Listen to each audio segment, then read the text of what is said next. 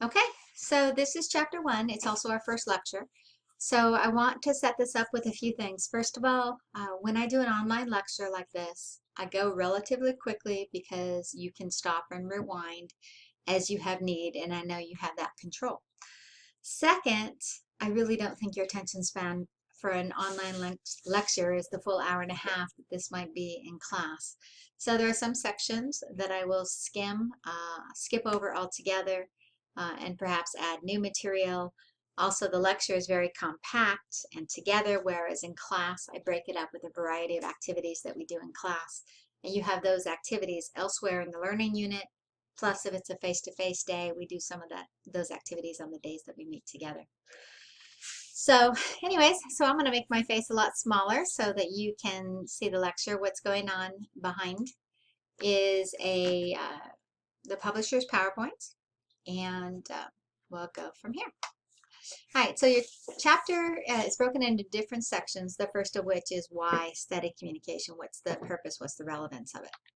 And there are several different valid reasons why you're in a class like this. Certainly just because you've done something a long time doesn't mean you do it well. Just because you do it a great deal in terms of quantity doesn't mean you do it well. I am sure many of you know people who talk a lot but don't say very much at all.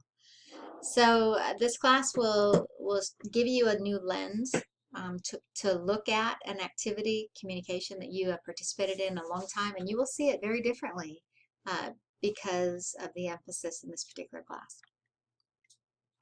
So essentially, there are these 4 very established needs as to why it's so important that we communicate, and many people fail to understand that biologically you need to communicate, and people don't understand that.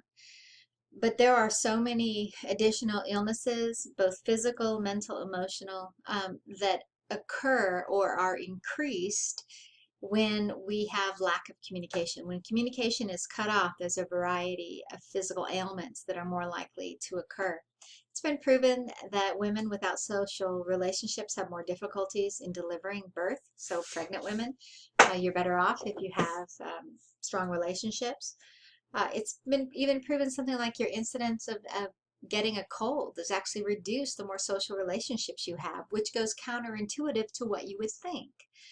Many people have found that people who go through a divorce where most of their communication, even if it was unhealthy, was centered around one particular person, when that divorce happens and all of a sudden they are more isolated, that oftentimes even in things like cancer and things like that progress. Your book gives you some great stories that helps elaborate that. And yeah, elaborate. Identity needs, that has to do with your self-concept. How you come to view yourself as who you are, whether that is tall or short or beautiful or not so much beautiful, athletic or clumsy, funny, all of that is because of the way you've interacted with other people. So communication helps to form your own personal self-identity. Social needs, those are things like affection, a need to belong, those needs of connection that are critically important to people. And practical needs is just to get something done. You want change for $1. Good luck getting that without attempting to communicate. So just the day-to-day functions require communication. Next, the book goes into the communication process. This is where we begin to explore some of the models. One of the, let me get my face out of here all together so you can see the whole notes. Actually, it's gone already. So you see some of the models discussed in the chapter. The early models, the linear model, which was a one-way model nicknamed the hypodermic, and then later models that continue to develop that. One of the things you look at in the learning unit is an interactive animated concept of the model. So we'll explore that in more detail in the chapter, or rather in the learning unit, so I'll go quickly here. This is one of the models. That the biggest one that's emphasized is the transactional. So it explains that you can send and you can receive simultaneous.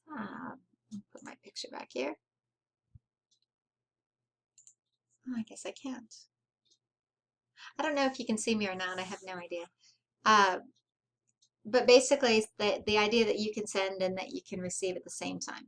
That it's not one person sends and one person receives. It also includes the elements of noise, which is very important because that happens all the time in the way we interact. Channels make a difference. If you don't believe that, you know, think about if you have ever had somebody break up with you via text message. You know, is that better or worse than having them break up, you know, with you in person? Oh, there we go. Okay, the communication principles, and this has a lot to do with, I'm going to redo this just because I've just learned something new about the way that works. All right, chapter 1. Since this is the first lecture, I wanted to explain briefly how my lectures are going to go. They don't all look like this. Some of them are lectures I recorded last year, and so you know, you'll see some background. The PowerPoint might be a little bit different. My hair might be a little bit different. So they vary in their approach. I typically tend to work with a narrated PowerPoint. The PowerPoint behind me is the publisher's information. And I go relatively quickly when I do an online lecture. I know that you can stop and rewind. You can play things back. You can go ahead. In a classroom, I go slow. We break it up with activities. I mix things up a lot. In an online lecture, you're getting the lecture very compact and very quickly. And what I would normally do in an hour and 15 minutes, we will do in less than 15 minutes online. The activities are separate. We'll either do them when we meet face-to-face or they are elsewhere in the learning unit. So that sort of gives you an idea how the lectures are set up. And I think that's it. So let's jump into chapter 1. Let's make my face a little smaller here. Okay, so chapter 1 is split up into several sections, the first of which is why study communication altogether. And there are several different reasons that we go into that. And the beginning of the chapter talks about, you know, what's the point? You communicate all the time. Certainly, you know everything there is to know about communication, and that is unfortunately not true. Many of you know people who talk a lot, but don't really say anything at all. So quantity doesn't necessarily equal quality. And many of us engage in the behavior of communication without any thought whatsoever. So this class will give you a new lens with which to look at a behavior that you've been involved in your whole life. But when it gets down to really exploring why we communicate altogether, there are actual reasons why you engage with other people. The first is the physical needs. Physiologically, and we're talking biologically, your body has need to interact, to communicate. It has been proven via numerous studies that when there is an absence of communication, when a relationship is cut off and a person is isolated, there is increased onset of a variety of illness, from various types of cancers to emotional traumas and so on and so forth. So biologically, you need to communicate. I read a really interesting study years ago that talked about women who were pregnant who did not have strong social ties, strong opportunities to communicate, had 5 times the likelihood of complications in giving birth without social ties. 5 times as many complications. Having social relationships is said to decrease your chance of getting a cold, and more people tend to think that the more relationships you have, the more people you're around, the more likely you are to get a cold, but research says it's the opposite. So your book will give you some other interesting anecdotes that talk about biologically why you need to communicate. Identity, your own self-concept, whether you think you're funny or whether you think you're charming, whether you think you're beautiful or handsome or not so much, or tall or short, your very self-concept is based on your interaction with other people and through that process of social comparison, which we'll talk about later in the course. So you communicate to establish your concept of who you are. Social needs, this has to do with needs for affection, needs for belonging, need to connect, and need to be a part of a group. Practical needs are those fundamental basic needs, like you need change for $1. You know, good luck getting change if you can't communicate. Okay, then we get into the communication process. Let me sort of hide my face here for a little bit. So this is the process, and here is where we look at the model. I'm going to go through this section real fast because I give you some opportunities to look at some interactive models online, and so we'll have you explore those. And so the book talks about early models and later models. The transactional model is the big model that's pushed in this class. I say pushed, but promoted in this particular class. There are a variety of different communication models. This is merely one.